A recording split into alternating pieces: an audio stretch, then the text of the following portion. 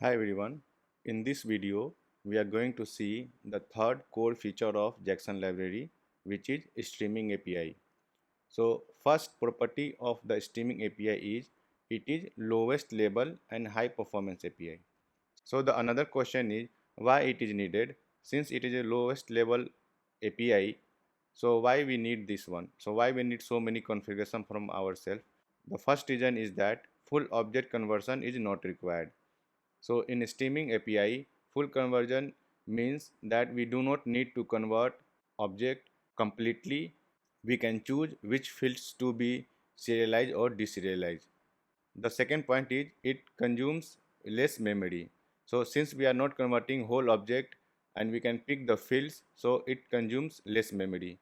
The third point is that no overhead of reflection and object creation. So since through this streaming API we are not going to convert any JSON data into Java object, so it doesn't require any reflection or object creation, so it saves the memory. So what are the streaming APIs given to do this kind of high performance operations?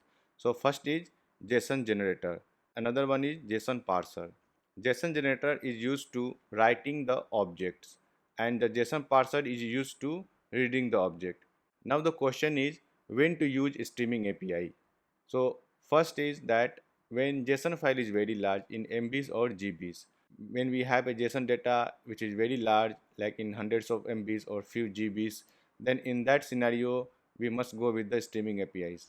The another point is that only a specific field is required to be processed. Sometimes you don't need to convert the JSON data into a complete object, but you require only few fields, so it saves memory.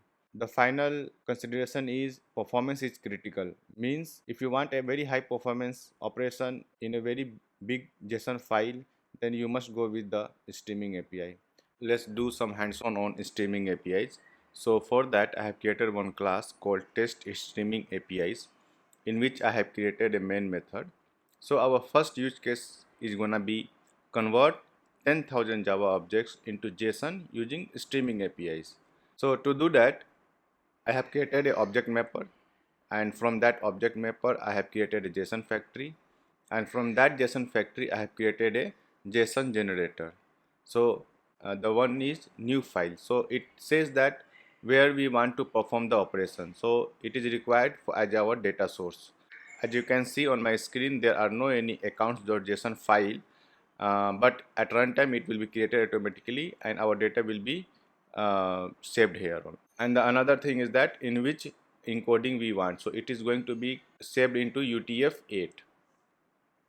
Now if you come down, so I have created from this JSON generator, I have created a write start array. Array means actually we are going to save 10,000 Java objects into JSON, but that 10,000 objects are in the form of list. So for that I have created one utility method in which you can see I have just tried to populate the 10,000 Java objects, and it is the return type is list of accounts. To do that, it's a simple for loop. I have just looped it around 10,000 times, and every time I'm just getting a new object of account.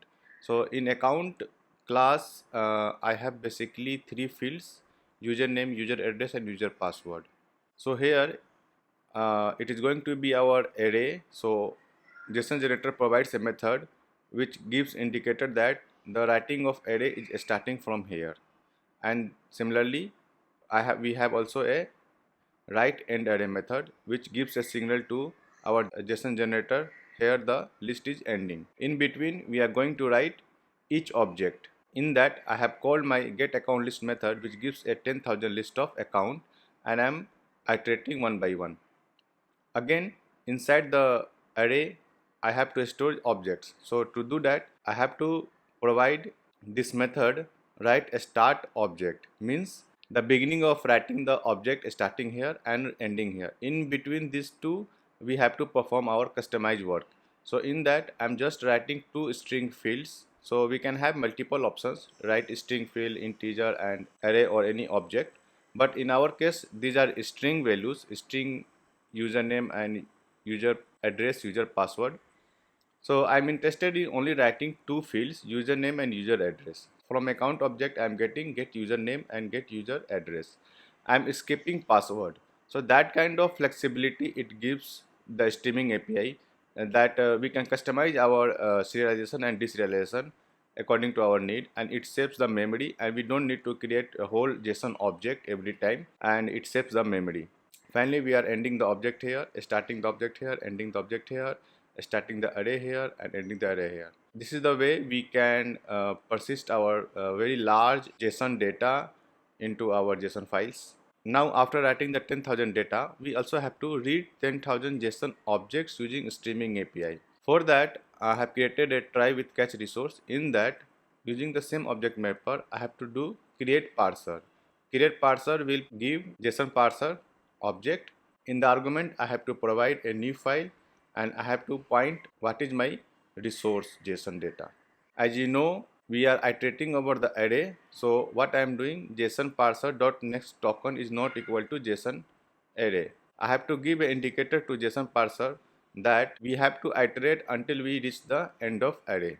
And once we have started the iterating the array, we have many objects. So similarly, we have to give an indicator to the JsonParser that we have to loop until we reach the end of object. The first thing, we get our JSON object and we get the current name. So in case it can be username or user address. So I have captured the current name of the token, and I am just comparing whether it is a username or user address. So if it is a username, I am using JsonParser.next token to get the value, and I am just printing the value as a string. Similarly with user address, if the field name is user address, I am moving the next cursor to the value of the user address and just printing the user address as a string. Now let's run this example and see the output.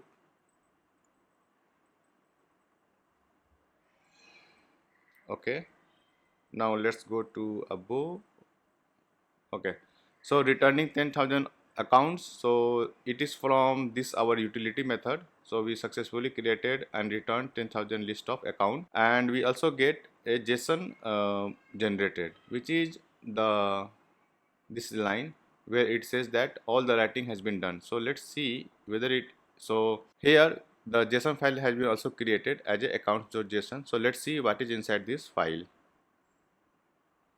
So these are the 10,000 objects which we created. You can see here. Let's go to down. Yeah, so all of the data has been written here. So you can see in the fraction of second we were able to write 10,000 objects, and we were also able to print the 10,000 objects as well. So you can see here username name 0, user address 0 until we reach the last of the object, username 9999. So this way you can customize reading and writing using JsonGenerator class and JsonParser. This was one of the example. Actually, I could have also given the example with only the objects operation, but I wanted to cover as much as I can do. If you learned something today, please like the video and subscribe the channel.